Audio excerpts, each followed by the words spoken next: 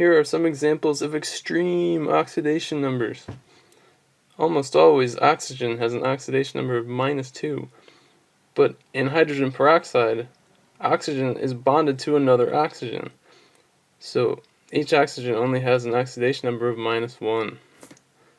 Hydrogen is still +1 as usual, so that's not too extreme. But you can see that it has to be this way for the sum of all the oxidation numbers to add up to the charge on the compound, which is 0.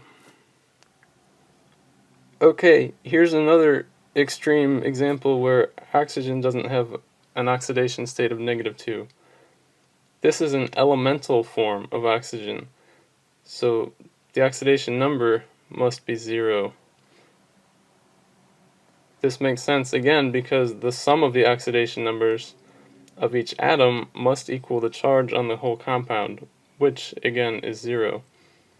So 0 and 0. It would be just crazy to have one oxygen as -2 and the other as +2. I mean, that would be totally extreme. We're not that extreme here.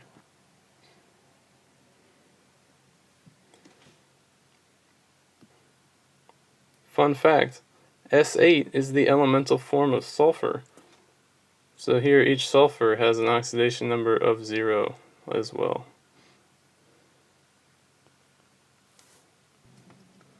Methane is CH4. Remember that. When considering the oxidation numbers of the atoms in a compound, we want to think about which are we more certain of. Hydrogen is toward the outside of the periodic table, and it's at the top of the list of things we're certain about. So we can say it's probably going to be +1. We're pretty sure of that.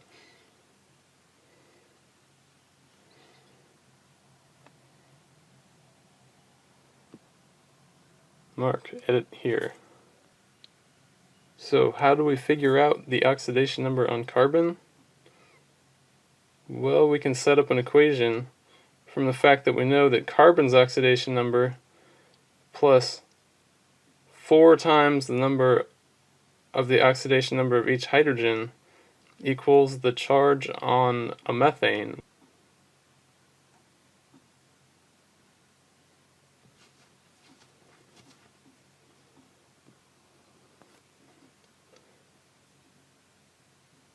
So from that we have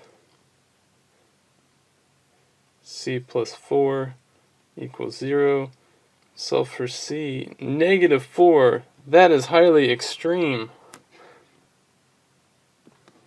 We know that the oxidation number on carbon can be highly variable. So we are going to consider the carbon oxidation number to be our unknown.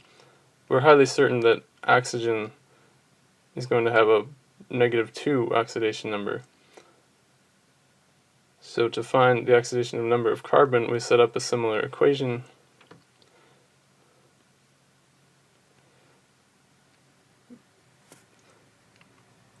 The oxidation number of carbon plus 2 times the oxidation number on oxygen, because there's 2 oxygens in carbon dioxide, equals the charge on carbon dioxide, which is 0. So solving for carbon, it's 0 minus 2 times -2, which is +4. That is highly extreme. Look at the range of oxidation states that are possible on carbon.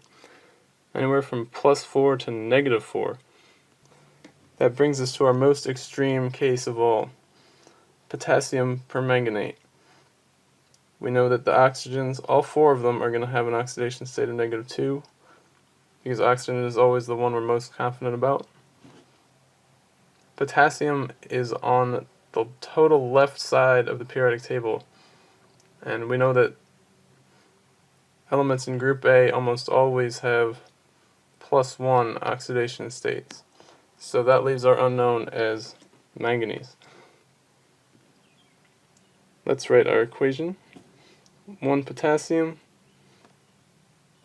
oxidation number plus the oxidation number of the manganese plus 4 oxygens times the oxidation number of oxygen equals the charge on the whole compound, which is 0. And I'm going to go ahead and put what we know about potassium, which is that it's actually positive 1 oxidation number.